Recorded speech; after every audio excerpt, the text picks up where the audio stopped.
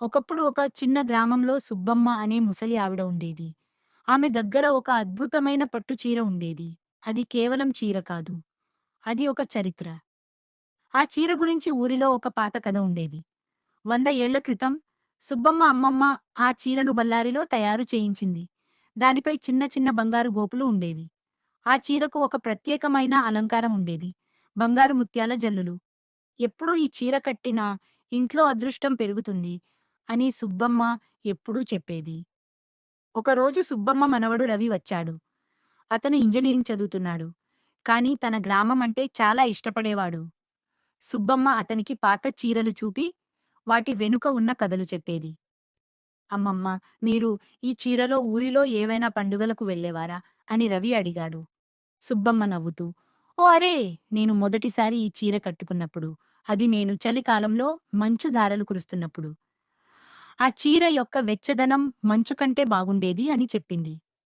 రవి ఆశ్చర్యపోయాడు. అమ్మమ్మ, ఈ చీర అంత ప్రత్యేకమైనది ఏమిటి? అది చీర కాదు రవి, అందులో ఉన్న ప్రేమ అని సుబ్బమ్మ చెప్పింది. నా భర్త నాకు మొదటి బహుమతిగా ఇచ్చారు. ఆయన గెలిచాక ఆయన తన జీతం నుండి కొంత భాగం పెట్టి ఈ చీర తయారు చేయించారు. ఇక్కడ కథ మొదలైంది. సుబ్బమ్మ చెప్పసాగింది. ఒకసారి నేను ఈ చీరలో దుర్గమ్మ గుడికి వెళ్ళాను.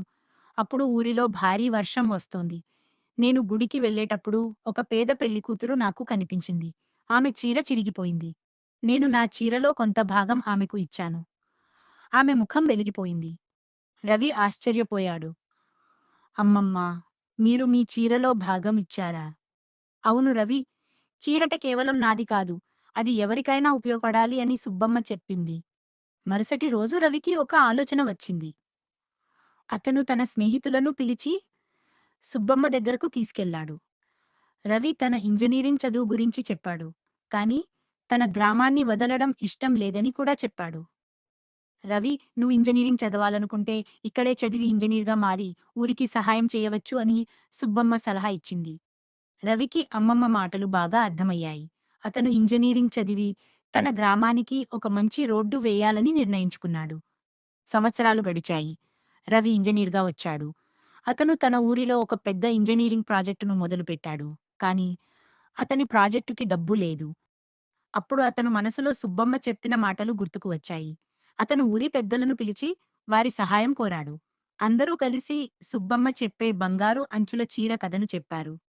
ఆ కథ విన్న ఒక ధనవంతుడు సుబ్బమ్మ చీరను చూసి రవికి డబ్బు సహాయం చేశాడు. రవి ప్రాజెక్టు పూర్తయింది. ఊరి రోడ్డు బాగా పడింది. ఇప్పుడు ప్రతి పండుగకు రవి సుబ్బమ్మ చీర ధరిస్తాడు.